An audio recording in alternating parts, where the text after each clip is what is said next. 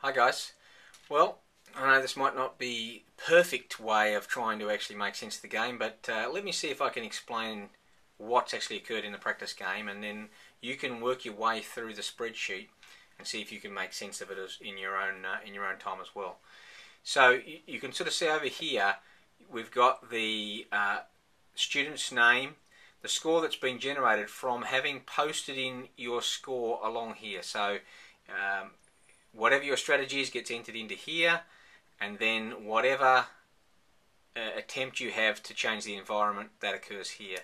So you can see if you come along and we go up, if we go up to the top of the environment, you can see this bar here, and if you click on these purple areas, you'll see that this part of the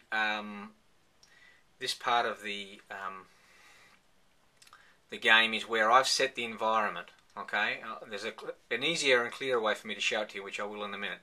And when you enter your preferences, they come into here and they alter the outcome.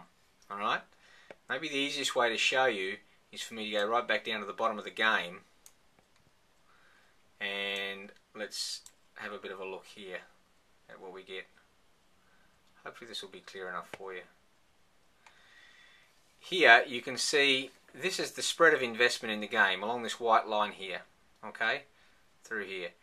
The area that attracted the most interest was this area here, RS in phase 1, got 16% of your investment, 13% in KS, and 11%, and then there was a relatively even spread. Now you can see here that I have set the environment to be attractive here. I've set the environment to be 100, minus 40, minus 20, minus 20, all the way through to third phase RG, 50, and KG in the third phase. So have a look at the solution that I've sent out to you, and you can see why it actually is that it's been set like that. But importantly for you, just have a look here. While I've set the environment to be not attractive from here all the way through to here, you've, for your preferencing in the game, you've actually changed the environment so it's positive here, here, very positive here, here, here, here, all the way through. Okay, so even though the environment was unattractive, your preferencing has actually changed the environment to be essentially positive the whole way through the game.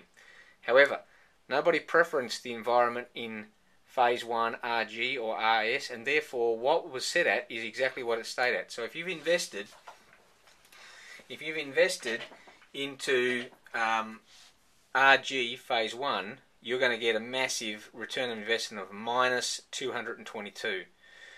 So that's not such a great investment. So have a look at how your strategy's played out.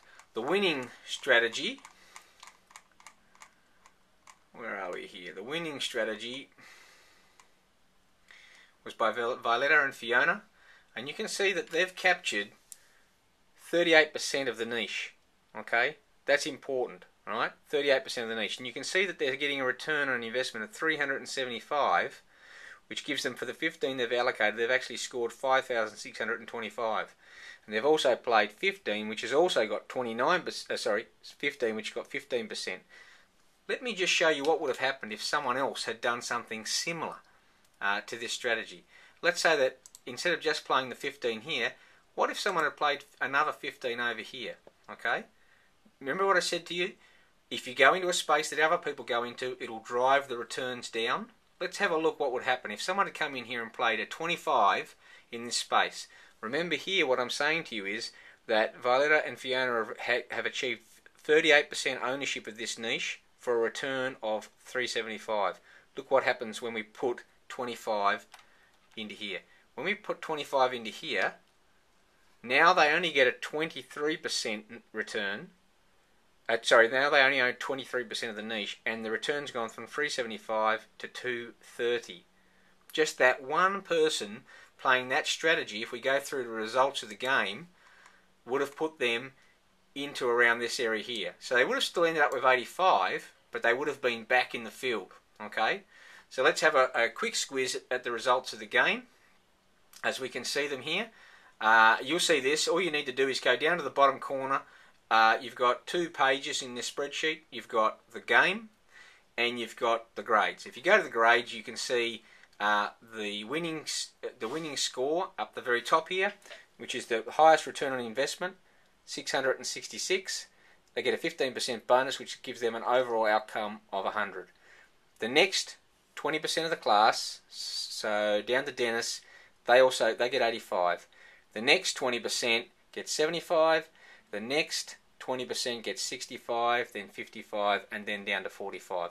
And it's based purely on ranking the return on investment that was achieved in the game. So it's all we're doing is just sorting on the actual scores that were achieved in the game, and that's all we're focused on. Okay? The challenge for you to go in there and have a bit of a play around with this and see how, if you played a different strategy, how it may have come out differently. Now, attached to this email is also your scenario for the first game and the form for you to complete to send back to me before next Sunday night. Okay, here's the challenge. This game doesn't give you any clues as to what you should do for next game. By allowing you to play with this spreadsheet, all I'm really doing is saying to you, hey, if you want to see how the game can alter by you manipulating things and changing things, then feel free to. Okay, but you can see from how your strategy has been played, what ownership, have a look in here, you'll be able to see what ownership did you get, what return on investment did you get, how many other people played a similar strategy to you. Have a look what happens if you put in a similar strategy to yours above or below yours, and see what it actually does to the payoffs. All right, see if you can find where you should have been in this game to win the game. I think I could much probably tell you that if we went down to the bottom here, I can say, well, look, straight up, if I have a look down here, I can say, well, look, there's only 2% of people have gone RG, so that tells me, and no one's preferenced the environment. So let me show you. I reckon I can do better than 6,000, which was the winning score. I reckon I can do better than that. If I come along to here, and if I put in 25 into RG, whoops, not 55, I put in 25, okay, and then if I come along here to the environment, and if I put in 100, let's have a look what I get.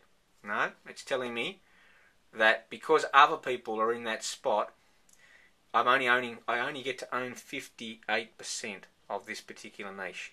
So, you know, that's a bit disappointing, but that's the way it is. So even if you think you know what was going to win the game, it's no guarantee that it will actually win the game. So anyway, look, have a play around with that, see how you go with it. The main challenge for you now is to read back through the next scenario. Which part is the first phase, which is the second phase, which is the third phase. Break it down. Where am I giving you hints as to if the environment is attractive or unattractive? Am I giving you hints as to whether you want to have a short-term focus, R strategy, long-term focus, that is K strategy? Am I talking to you about having a broad customer base, so being a generalist, or am I talking to you about having a very short or sort of skinny focus on how many customers, so a specialist? Look for those clues and then try and work through your thing. As I said, play with a partner, hopefully the partners you've already played with, but play with a partner, and that'll make it a lot easier for you to actually try and work your way through. You still may find that you don't fully understand, but we'll have time to go through the first game in the class, and hopefully then the pennies will start to drop and people will start to be, oh, okay, I get it, I see it. The main thing is you have a go and you see exactly what it is you can actually achieve.